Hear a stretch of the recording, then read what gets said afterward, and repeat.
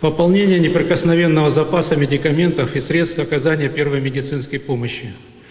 Обучение парамедиков на курсах тактической медицины. Второе.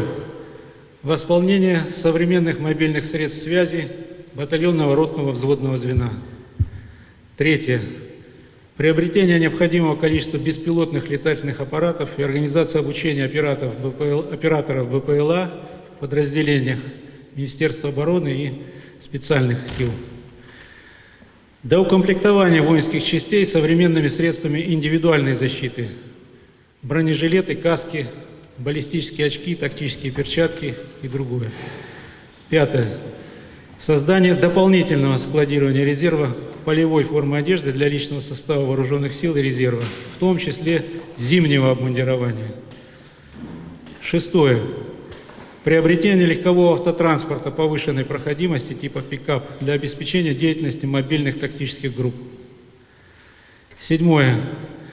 Проведение поэтапного тюнинга автоматического стрелкового вооружения вооруженных сил.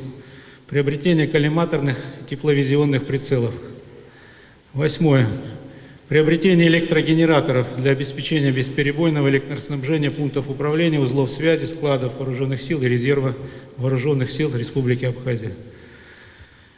Должен сказать, что ряд мероприятий уже проводится силами Министерства обороны. Рабочая группа продолжит свою работу и в установленные сроки представит руководству страны очередные предложения по совершенствованию мобилизационной и боевой готовности в Республике Абхазия.